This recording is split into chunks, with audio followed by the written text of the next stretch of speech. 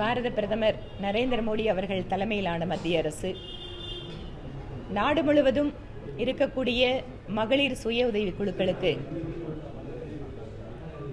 20 லட்சம் ரூபாய் வரை எந்தவித உத்தரவாதமும் இல்லாமல் கடனுதவி வழங்குகின்ற திட்டத்தை அமுல்படுத்திக் கொண்டிருக்கிறது.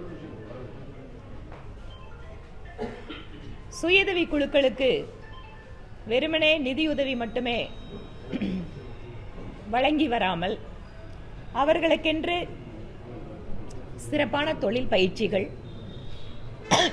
அந்த தொழிலை ஆரம்பிப்பதற்காக MSME அமைச்சகத்தின் வாயிலாக பல்வேறு திட்டங்கள், ஒரு சிறு பொருளை உற்பத்தி செய்வதற்கு பின்பாக அவர்களுக்கு வியாபார தொழில்நுட்பங்களை கற்றுக் கொடுக்கின்ற, குறிப்பாக மார்க்கெட்டிங் துறையிலே அவர்களுக்கு உதவி செய்கின்ற பல்வேறு திட்டங்களை எல்லாம் அமல்படுத்திக் கொண்டிருக்கிறது. பெண்கள் சுயஉதவி குழுக்களும் அதிகமான எண்ணிக்கையிலே இப்போது இந்தியாவிலே உருவாக தொடங்கி இருக்கிறார்கள்.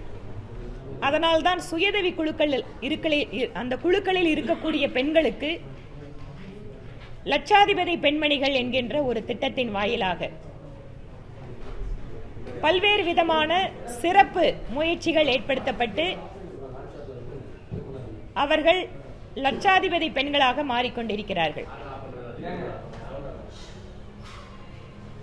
ட்ரோன் மாதிரியான புதிய தொழில்நுட்ப வசதிகளை பெண்களும் பயன்படுத்த வேண்டும். குறிப்பாக கிராமப்புற பெண்களும் ட்ரோன்களை இயக்கக்கூடிய அளவிற்கு அவர்களுக்கு அந்த பயிற்சியை இலவசமாக கொடுத்து, ட்ரோன்களை அரசாங்கமே அவர்களுக்கு வாங்குவதற்கு உதவி செய்து, அந்த ட்ரோன்களை இன்று கிராமப்புறத்தில் இருக்கின்ற சுயஉதவி குழுக்களுடைய பெண்கள் இயக்கிக் கொண்டிருக்கிறார்கள். அவர்களை எல்லாம் ட்ரோன் தீதி என்கின்ற ஒரு திட்டத்தின் வாயிலாக பிரதமர் மோடி அவர்கள் ஊக்குவித்துக் கொண்டிருக்கிறார். இன்று கிராமப்புறத்தில் மிக குறைந்த கல்வி அறிவு பெற்றிருக்கக்கூடிய பெண்கள் கூட ஒரு நவீன தொழில்நுட்ப வசதியோடு கூடிய ட்ரோன்களை இயக்கக்கூடிய அளவிற்கு மாறிக்கொண்டிருக்கிறார்கள் என்றால், தொழில்நுட்பம் பெண்கள் வழியாக கிராமப்புறங்களுக்கு சென்று சேர்கிறது. அவர்கள் அதை இயக்குவது என்பது அவர்களுடைய பொருளாதார தேவைகளுக்கு மட்டுமல்ல, அவர்களுடைய தனிப்பட்ட முறையிலே தன்னம்பிக்கை வளர்கிறது. ஒரு ஆரோக்கியமான வளர்ச்சி அடைகின்ற சமுதாயத்திற்கு பெண்களுடைய பங்களிப்பு என்பது இன்றியமையாதது.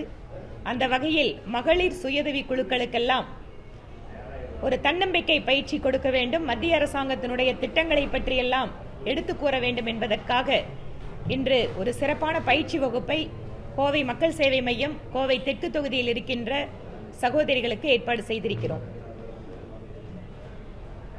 இந்த பயிற்சியின் வாயிலாக ஆயிரக்கணக்கான பெண்கள் பலன் பெறுவதற்கான ஏற்பாடுகளை செய்து கொண்டிருக்கிறோம். தங்களுடைய சொந்த காலிலே நின்று பெண்கள் சுயமாக சம்பாதிக்கின்ற பொழுது ஒவ்வொரு குடும்பங்களுமே அந்த பெண்களுடைய பொருளாதார உதவி வாயிலாக வளர்ச்சியடைந்த நிலைக்கு செல்லும் என்பதில் சந்தேகமில்லை. அதில் பிரதமர் மோடி அவர்களுடைய கனவினை இங்கு தெற்கு தொகுதியில் நிறைவேற்றுவதற்கு எங்களுக்கு ஒத்துழைப்பு கொடுத்துக் கொண்டிருக்கக்கூடிய அத்தனை பேருக்கும் இந்த நேரத்தில் என்னுடைய நன்றியையும் தெரிவித்துக் கொள்கிறேன். இன்று திராவிட முன்னேற்ற கழகத்தினுடைய செயற்குழு கூட்டத்தில் பல்வேறு தீர்மானங்களை ஏற்றிருக்கிறார்கள். மத்திய அரசுக்கு மேலாக குற்றச்சாட்டுகள் அந்த தீர்மானங்களில் சொல்லப்பட்டிருக்கிறது. புயல் பாதிப்பிற்கு நிவாரணம் தரவில்லை என்பதில் துவங்கி, டங்ஸ்டன் சுரங்கத்திற்கு பாஜக ஆதரவளித்தது என்பது வரை எப்படி வழக்கம் போல ஒரு பொய் குற்றச்சாட்டுகளை வைத்து மக்களை ஏமாற்றிக் கொண்டிருக்கிறார்களோ திராவிட முன்னேற்ற கழகத்தினர், அதே வழக்கமான ஒரு பாணியை இப்போதும் இன்றும் பின்பற்றி இருக்கிறார்கள்.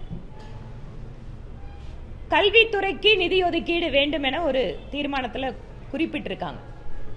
மத்திய அரசு ஒரு சில திட்டங்களை அமல்படுத்துகின்ற பொழுது மாநில அரசிடம் அவர்கள் ஒரு அந்த தீர்மானத்தை அனுப்பி, நீங்க இது எப்படி மாநில அரசு இதை பின்பற்ற போறீங்க, நடைமுறைப்படுத்த போறீங்கன்னு கேட்கறது வழக்கம்.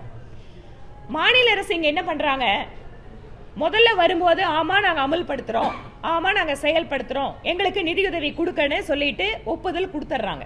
அதற்கு பின்பாக மத்திய அரசு அதனுடைய நடைமுறையோடு வருகின்ற பொழுது இது எங்களுக்கு ஒத்து வராது, நீங்க என்ன நேரடியா பயனாளர் கேக்குறீங்க, இல்ல எல்லா விஷயத்தையும் நீங்க ஆன்லைன்ல எல்லாத்தையும் அப்லோட் பண்ண சொல்றீங்க அப்படின்னு சொல்லிட்டு உடனே மாநில உரிமை இது எங்களுக்கு மட்டும்தான் அதிகாரம் இருக்கு அப்படின்னு வழக்கம் போல ஒரு டிராமாவை இங்க செயல்படுத்துவாங்க.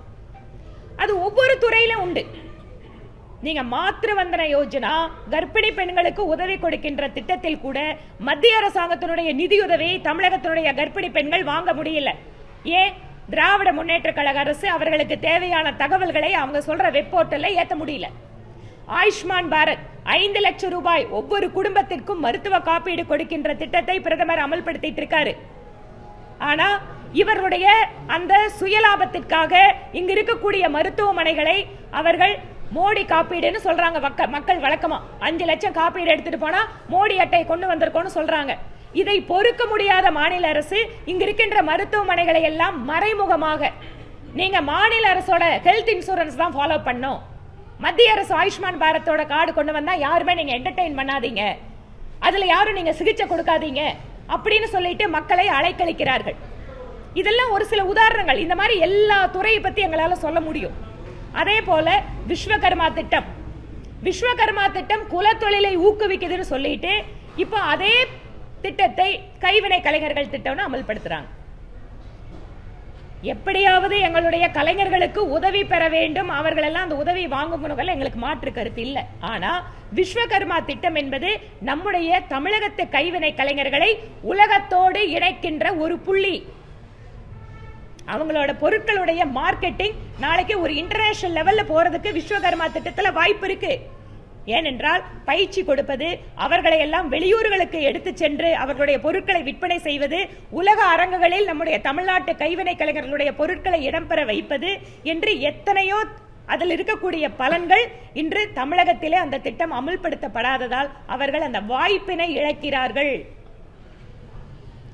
எப்பெல்லாம் வாய்ப்பு கிடைக்குதோ அப்ப தமிழகத்தை மட்டும் தனியாக பிரித்து, ஏற்கனவே நமக்கு இங்கு நவோதயா பள்ளிகள் இல்ல, ஏன்? நாங்க 2 லாங்குவேஜ் தான் படிப்போம். நவோதயா பள்ளிகள்ல நீங்க ஹிந்தி கட்டாயம் இல்லை, தமிழ்ல சொல்லி கொடுங்கன்னு கூட நீதிமன்றம் தீர்ப்பு கொடுத்தாச்சு, மத்திய அரசு அதை ஒத்துக்குது. ஆனா நவோதயா பள்ளிகளை நாங்க இங்க விட மாட்டோம், விஸ்வகர்மா திட்டத்தை தமிழ்நாட்டுக்குள்ள விட மாட்டோம். தமிழ்நாட்டை ஒரு தனித்தீவாக வைத்திருக்க வேண்டும், தங்களுடைய சுயலாபத்திற்காக தேசிய அளவில் கிடைக்கின்ற அத்தனை பலன்களையும் தமிழகத்திற்கு கிடைக்க விடாமல் செய்து கொண்டிருப்பது திராவிட முன்னேற்ற கழகத்தினுடைய அரசு. இவர்களுடைய இந்த அரசியல் சுயலாபத்திற்காக, தங்களுடைய அரசியலுக்காக தமிழகத்தினுடைய வருங்கால தலைமுறைக்கு துரோகம் செய்து கொண்டிருக்கிறது திமுக அரசு என்ற அவங்க சொல்லி இருக்கிற எத்தனையோ தீர்மானங்கள். மத்திய அரசு எல்லா திட்டத்துக்கும் அவங்க ஒத்துழைப்பு கொடுக்கறாங்க. கேட்கறதுக்கு முன்னாடி எத்தனையோ திட்டங்களை மத்திய அரசு நேரடியாக கொடுக்குது.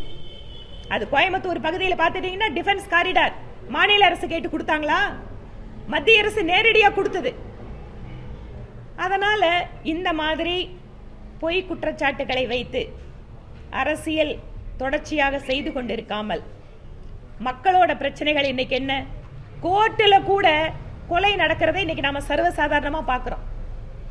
சட்டம் ஒழுங்கு என்பது இன்று மிக மோசமாக சீர்குலைந்து, சமீபத்தில் பார்த்தோம் பல்லடத்துல அந்த பாதிக்கப்பட்ட பெண்மணி அமைச்சர் எப்படி கேள்வி கேட்கிறாங்க? அவங்க கேட்கறது நியாயமான கேள்வி. போலீஸை பார்த்தா ஒரு குற்றவாளிக்கு பயமே வரலன்னா அப்புறம் எப்படிங்க குற்றத்தை நீங்க தடுத்து நிறுத்த முடியும்னு கேட்கிறாங்க. இதுதான் இன்னைக்கு தமிழகத்தோட நிலைமை. சாத்தனூர் அணையை படிப்படியாக திறந்ததற்கு அமைச்சர்களுக்கு முதலமைச்சருக்கு பாராட்டாம். இது என்ன டிராமா? அது சாத்தனூர் அணையை திறந்து விட்டு அங்க மக்கள் பாதிப்பதை எல்லாரும் நம்ம மீடியால பார்த்துட்டு இருந்தோம். மக்கள் எப்படி தத்தளிச்சு போயிட்டாங்க. அந்த பகுதியினுடைய எம்எல்ஏ சட்டப்பேரவையில் எழுந்திருச்சு பேசுறாரு. சாத்தனூர் அணையை திறந்ததை பத்தி ஐயா நாங்கள குறை சொல்லல, நான் பேச மட்டும் விடுங்கன்னு கேட்கிறாரு. அவரை பேசக்கூட விடாமல் சட்டப்பேரவை தலைவர் அதை அவருக்கு அனுமதி கொடுக்காம தடுக்கிறார். இதுதான் இவங்க ஜனநாயகத்தை காப்பாற்றக்கூடிய ஒரு வழி. இதையெல்லாம் மறைப்பதற்காக, இவர்களுடைய தவறுகளை மறைப்பதற்காக இன்று செயற்குழுவிலே அத்தனை பொய் தீர்மானங்களை மத்திய அரசுக்கு எதிராக ஏற்றிருக்கிறார்கள். இதை ஒருபோதும் மக்கள் நம்ப போவதில்லை. மக்கள் அவர்களுடைய கோபத்தை 200 அப்படின்னு இன்னைக்கு சொல்றாங்கல்ல, அந்த 200ல 2 பூஜ்ஜியத்தை எடுத்துட்டு கொடுக்க போறாங்க. அதுதான் நடக்க போகுது. திராவிட முன்னேற்ற கழகத்தினுடைய அரசுக்கு மக்கள் நிச்சயமாக சரியான மதிப்பெண்களை வருகின்ற சட்டப்பேரவை தேர்தலில் கொடுக்க போகிறார்கள். வேற கேள்விகள் இருந்தா சொல்லுங்க. குற்றச்சாட்டுகள் மாநில அரசு திமுக அலைதான் வீசுகிறது என கனிமொழி சொல்லிட்டாங்க. அந்த அலை எங்க வீசுதுன்னு சொல்லிட்டு 26ல அவங்க பாப்பாங்க. அதே போல கடவுளின் தேசமா கன்றாவி தேசமா சீமான் இந்த குப்பை மருத்துவ கழிவுகள் விஷயத்துல எங்களோட மாநில தலைவரும் அதற்கான சரியான பதிலை கொடுத்திருக்காரு. தேசிய பசுமை தீர்ப்பாயம் இதில் சரியான நடவடிக்கை எடுத்திருக்கு. இது தொடர்ச்சியாக நடந்து கொண்டு இருக்கக்கூடிய பிரச்சனை. திருநெல்வேலியில் இருக்கிறது, கோயம்புத்தூர்ல பொள்ளாச்சியில் இருக்கு. இங்க இருக்கக்கூடிய மாவட்ட நிர்வாகம் இதை எச்சரிக்கையோடு கண்காணிப்போடு இதை பார்க்க வேண்டும். ஏனென்றால் தமிழகம் என்பது குப்பை தொட்டி அல்ல. நடவடிக்கை எடுக்க வேண்டிய திராவிட முன்னேற்ற கழக அரசு நம்மளுக்கு இந்த பகுதியில் எடுத்துட்டீங்கன்னா கூட நம்ம ஆனமலையாறு நல்லாறு திட்டம் எத்தனை வருஷமா இருக்கு. இங்கு நம்முடைய அர்ஜுன் ராம் மெக்வால் அவர்கள் நீர்வளத்துறை அமைச்சராக இருக்கும்போது கோயம்புத்தூர் வந்து உங்களுக்கு எல்லாம் பேட்டி கொடுத்தாரு. கேரள அரசாங்கத்தோடு பேசி ஆனமலையாறு நல்லாறு திட்டத்திற்கு நாங்கள் மத்திய அரசு உதவி செய்கிறோம் அப்படின்னு சொன்னாரு. ஆனா மத்திய அரசோட அந்த உதவி எடுத்துக்கிறது கூட திமுக அரசு தயாரா இல்ல. அங்க போய் நீங்க வந்து பெரியார் அவர்களுக்கு நாங்க வந்து வைக்கம் போராட்டத்திற்கு விழாவில் பங்கெடுத்துக்கிறோம், செலவைக்கிறோம், எல்லாம் பண்றோம். ஆனா கோவை மாவட்டம், ஈரோடு மாவட்டத்தின் மக்களுடைய மிக நீண்ட கோரிக்கை ஆனமலையாறு நல்லாறு. இதை பத்தி ஏன் நீங்க கேரள முதலமைச்சரோட பேச மாட்டேங்கிறீங்க? சிறுவாணி அணை கொள்ளளவுல இன்னைக்கு பெருமளவு அங்க வந்து மண் மூடி அந்த அணையினுடைய பராமரிப்பு ரொம்ப மோசமாகி ஒவ்வொரு வருஷமும் மழை பெய்யும் போது அணையினுடைய நீர்மட்டத்தை குறைச்சு வச்சிட்டு இருக்க கேரள அரசு. நம்ம பக்கத்துல சிறுவாணி டேம் இருந்து கூட தண்ணிக்கு வந்து நம்ம மக்கள் கஷ்டப்பட்டு இருக்காங்க கோயம்புத்தூர்ல. இதை பற்றி பேசுவதற்கு கேரள முதலமைச்சரோட நம்ம முதலமைச்சருக்கு நேரம் கிடையாது. அதே போல தமிழக அரசு வந்து 6675 கோடி கொடுத்ததுக்கு கண்டனம் தெரிவித்திருக்காங்க. தீர்மானத்துல மத்திய அரசுக்கு 6675 கோடி கொடுக்காததுக்கு கண்டனம். ஒரு புயல், வெள்ளம் பாதிப்பு, வறட்சி அப்படின்னு வரும்போது பேரிடர் நிதியில் இருந்தோ அல்லது பிரதமர் வந்து ஒரு தனிப்பட்ட இல்ல, அது ஒரு ஸ்பெஷல் பேக்கேஜ் அப்படின்னு கொடுக்கிறதுக்கு சில வழிமுறைகள் உண்டு. அந்த வழிமுறைகள் என்னன்னு அவங்க தனியா அப்ளை பண்ணட்டும். இது யாருக்கும் வந்து அதை மறைச்சு வைக்கிறதுக்கு வாய்ப்பே இல்லை. நீங்க நாடாளுமன்றத்தில் கேள்வி கேட்கறீங்க, உங்களோட எம்பிக்கள் கேள்வி கேட்கறாங்க அமைச்சர்கள் கிட்ட, எழுத்துப்பூர்வமா அரசாங்கம் பதில் கொடுக்குது. ஒரு மாடு இறந்தா எவ்வளவு, ஒரு பாலம் பாதிச்சா எவ்வளவு, ஒரு ரோடு பாதிச்சா எவ்வளவு, இதெல்லாம் வந்து இருக்கக்கூடிய கைட்லைன். அதுல நம்மளுக்கு பாதிப்பு எவ்வளவு இருக்குன்னு காட்டணும்னா அந்த அமௌண்ட் ஆட்டோமேட்டிக்கா நம்ம வாங்க போறோம். இதுல யாரும் எதுவுமே பண்ண முடியாது. இதுல விருப்பு வெறுப்புகளுக்கு இடமே கிடையாது. அதே போல நாடாளுமன்றத்தில் சாரங்கி என்பி அது சரியான ஒரு லைட்டான கிளியர் தான். ஆனா பிஜேபி தான் வந்து பெருமைப்படுறாங்க. அவர் வந்து எப்படி வந்து ரத்தம் சொட்டுச்சு அப்படிங்கறத நம்ம எல்லாருமே பார்த்தோம். இது கீரல்லாம் அவ்வளவு ரத்தம் கொட்டுமா? திருமாவளவன் அவர்கள் அந்த பார்லிமெண்ட்டுக்குள்ளேயே இருக்கிறவரு, அந்த கீரல் விழுந்ததை வந்து அவர் பாதிச்சதை வந்து அவர் வந்து அப்ப நியாயப்படுத்துறாரா இந்த வன்முறைய? பொங்கல் பண்டிகை இந்த யூஜிசி நெட் தேர்வு நடைபெற